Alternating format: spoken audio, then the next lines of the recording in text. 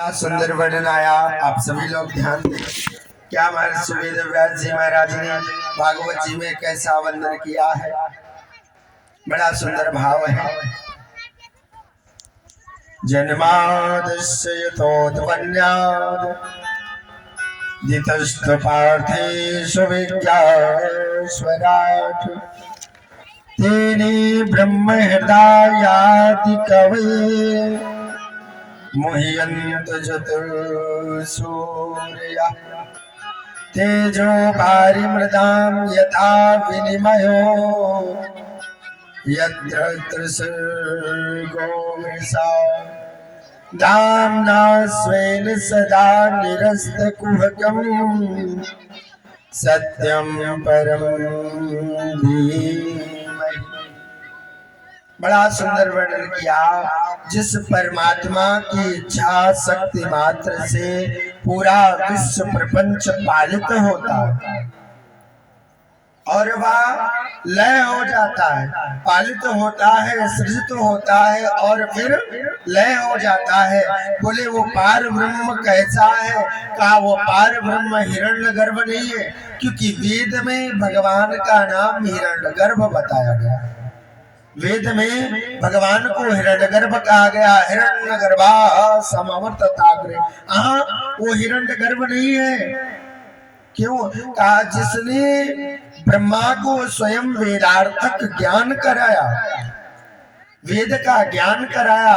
बोले वो कैसे है। कहा वो स्वराट है, जो अपने स्वरूप में प्रतिष्ठित रहता है, अपने स्वरूप में स्वराहिष्ठ रहता है, वो स्वराट है। ऐसे ब्रह्म को समझने के लिए करोड़ों सूर्यवीर मोह को प्राप्त कर चुके, उसको जान ना पाए, उसे समझ ना पाए वो क्या है। जैसे जब जल की सूर्य रश्मियों में, जैसे तेजों में सूर्य रश्मियों में जब जल की भ्रांति हो जाती है तो मुझे स्थल में जल का भ्रम होने लगता है मेरे प्यारे। इसी प्रकार से ये जो सृष्टि है ये जागृत स्वप्न है, और ये जागृत स्वप्न सुसुप्ता रूपा जो सृष्टि है ना, वो इस परमात्मा की अधिष्ठात्री सत्ता है। उसको जानने के लिए करोड़ों सूर्यवीर मोह को प्राप्त कर चुके, लेकिन उसे नहीं जान पाए। बोले वो कैसे है। कहा जो संसार से और संसार के कार्यों से और माया से जो सर्वथा परे हैं, माया से जो अलग है, माया के कार्यों से जो भिन्न है, बोले वो कैसा है। कहा सत्यम परम धीमहि, और सत्य है, ऐसे सत्य की हम वंदना करते हैं। भागवत जी का जब आरंभ हुआ, महर्षि वेदव्यास जी महाराज ने सत्य का निरूपण किया, सत्य का वंदन किया, सत्य को गाया। सत्य क्या है। सत्य राम है, सत्य कृष्ण है, सत्य शिव है। सत्य का वंदन किया गया कि सत्य का निरूपण किया गया कि जीवन में सत्य को अपनाओ। असत्याद परा धर्मो, अर्थात नहीं सत्य संपादक पुंजा। सत्य से बढ़कर के कोई धर्म नहीं है और असत्य से बढ़कर के कोई अधर्म नहीं। तुलसी बाबा ने भी लिख दिया। क्या लिखा। धर्म न दूसर सत्य समाना, आगम निगम पुराण बखाना। धर्म न दूसर सत्य समाना, आगम निगम पुराण बखाना। धर्म न दूसर सत्य समाना, आगम निगम पुराण बखाना।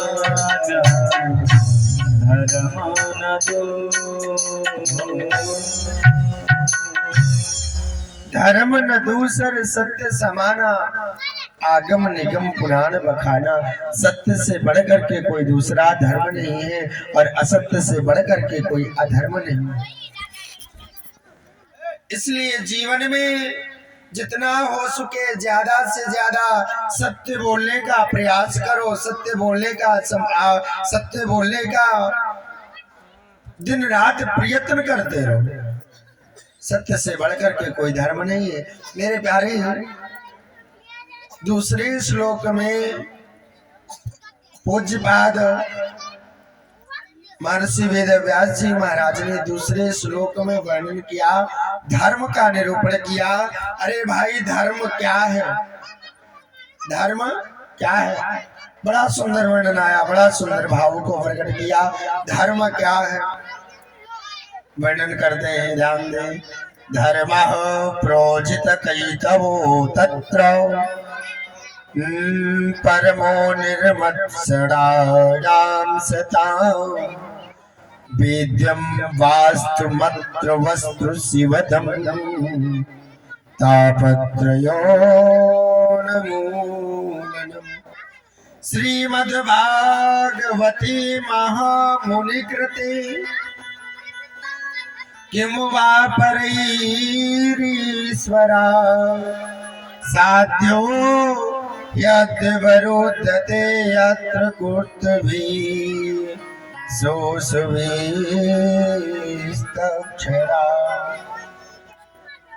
भागवत में परम धर्म का निरूपण किया गया। अरे भाई, परम धर्म क्या है? तो वर्णन आया, परम धर्म है कृष्ण कथा। जो निष्कपट है, जो निश्चल है, उनके जानने योग्य, उनके समझने योग्य तो कुछ है, तो वो क्या है? कहा वो है कृष्ण कथा। कैसी?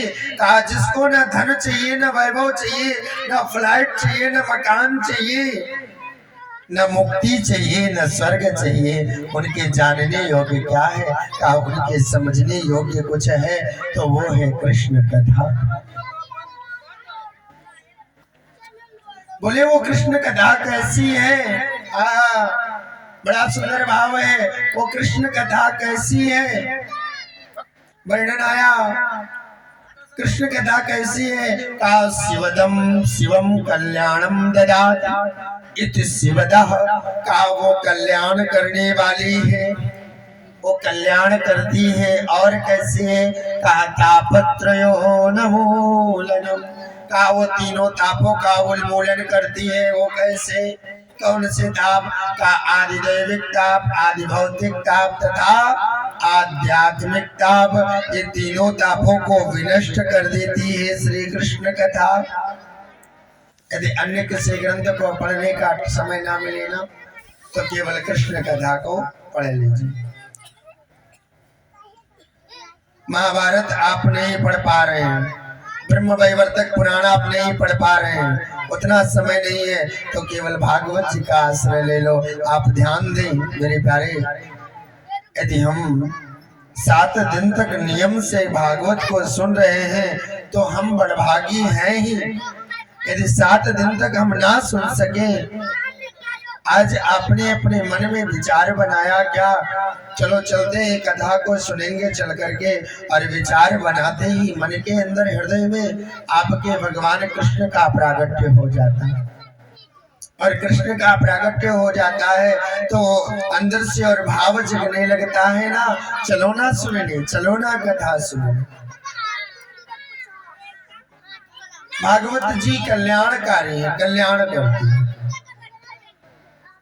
कथा सुनी नहीं, कथा सुनने का जैसे मन बनाया कि आपके हृदय में भगवान कृष्ण का प्रागट्य हो जाता है। भागवत दिव्य चिन्मय स्वरूप है मेरे प्यारे।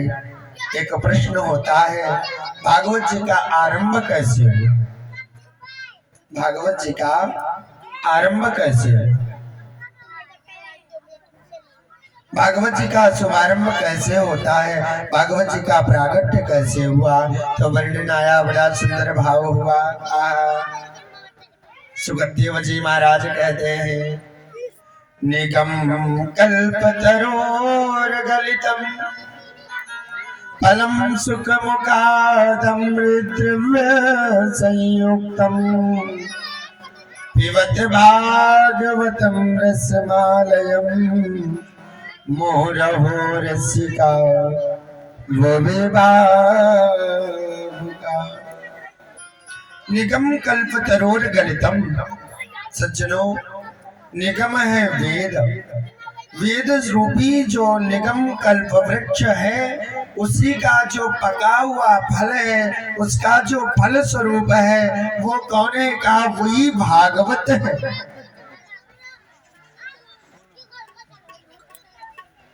आप सोचें, एक बहुत बड़ा वृक्ष है, बहुत सुंदर है, उस वृक्ष का नाम है निगम। जो वेद रूपी कल्प वृक्ष है, उसी का फल है भागवत जी। अच्छा, तो वर्णन आया कि फल में जो फल होता है, फल में गिटली और छिलका भी होता है।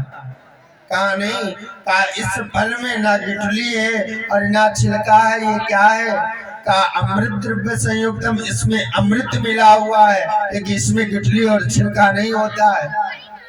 अच्छा, तो फल तो पेड़ में होता है, फल तो ऊपर लगता है, ये नीचे कैसे आया? नीचे क्या किस तरीके से आया? का सुख मुखाद अमृत द्रव्य संयुक्तम। इसमें ये नीचे इसलिए आया, किससे? का इसमें सुख का मुख लग गया। सुख माने तोता, सुख माने सुखदेव।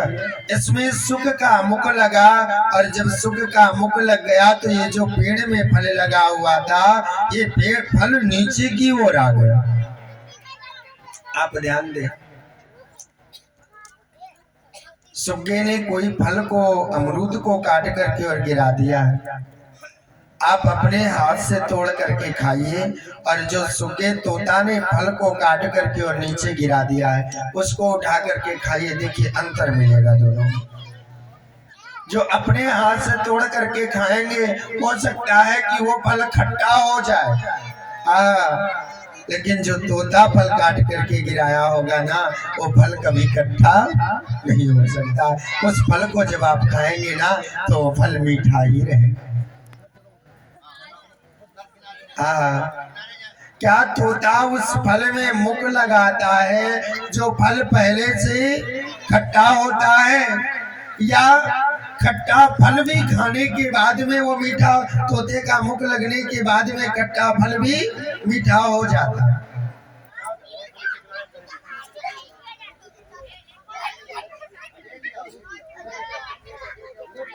मेरे प्यारे, तोता है ना, तोता मुख ही उसमें लगाता है जो फल मीठा होता है। मेरे प्यारे, तोते ने जिस फल में मुख लगा दिया, वो फल मेरे प्यारे मीठा ही होगा। मेरे प्यारे, बड़ा सुंदर भाव है। इसमें सुख का मुख लग गया है, तो ये क्या बन गया? का अमृत द्रव्य संयुक्तम। इसमें एकदम अमृत रस भरा है, ना कहीं गुठली है और ना कहीं छिलका है, ये अमृतमय बता दिया। अब हम क्या करें? ये अमृत है तो इसका क्या करें? तो पुनः वर्णन किया, पिबत भागवतम रसमालयम। क्या करो? का इसको पीजिए। अरे महाराज, कितना पिए? अभी तो पी रहे थे, अभी तो सुन रहे थे, कितना सुने। फिर क्या कहा मोर हो रसिका भूमि बाबुका। मुहुर मुहुर बार बार इसको पियो। जितना पियोगे ना, उतना एक नया आनंद आता चला जाएगा। तुम्हारे जीवन में एक प्रकार का नया आनंद आने लग जाएगा। इसलिए मुहुर हो, मुहुर मुहुर, मुहुर माने बार बार, इसको बार बार पियो। जितना पियोगे उतना आनंद आएगा। पीते रहो, पीते रहो। जो कहते हैं ना, बहुत लोग होते हैं गांव में भी, आप लोगों के गांव में होंगे ना, लोग कहते हैं अरे क्या सुने जा करके, मुझे सब आता है। कहते हैं मुझे सब पता है। कहीं राम कथा हो रही हो, कहीं भागवत कथा हो रही हो ना, तो वो अरे चलोगे नहीं हो भैया सुनने कथा? क्या जाए, वो क्या बोलते हैं, उनको कुछ आता जाता ही नहीं। जितना वो जानती है उनसे ज्यादा हमको पता है, हम क्या जाए, ऐसा बोलते हैं ना लोग। मैंने बहुत सुन लिया, अभी मैं सुन रहा था, वहाँ बड़ा जगह हो रही थी, नानपारा में हो रही थी, मैं वे सुन रहा था, अभी वहाँ सुन रहा था। क्या सुनो, मुझे सब आता है, मुझे सब पता। इनके लिए तुलसी बाबा ने लिख दिया, तुलसी बाबा ने अपनी चौपाई में लिख दिया, अपनी लेखनी से लिख दिया, जो कहते हैं मैंने बहुत सुन लिया, मैं सब जानता हूँ। क्या लिखा? राम चरित्र जे सुनत अघाही, राम चरित्र जे सुनत अघाही, राम चरित्र जे सुनत अघाही, राम चरित्र जे सुनत अघाही, राम चरित्र जे सुनत अघाही, रस विशेष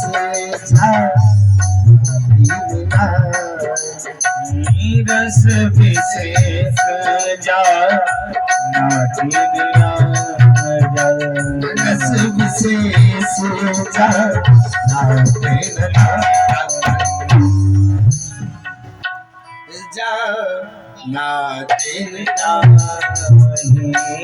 रस विशेष जा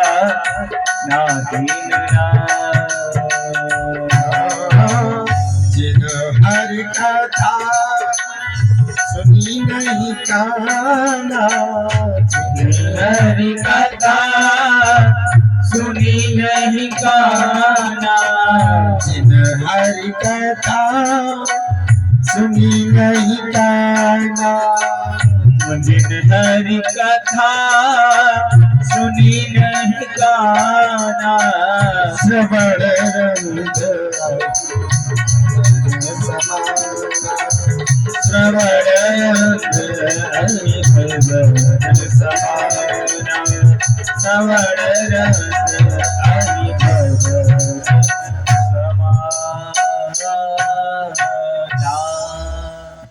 जिन हरि कथा रामचरित्र जी सुनत अघाई, जिन्होंने कथा को सुन करके और कह दिया मैंने बहुत सुन लिया आगे, बाबा ने कहा रस विशेष जाना थे ना, नहीं, वो रस विशेष को, जो इसका विशेष रस है, जो इसका मूल रस है, उसको वो जान नहीं पाए।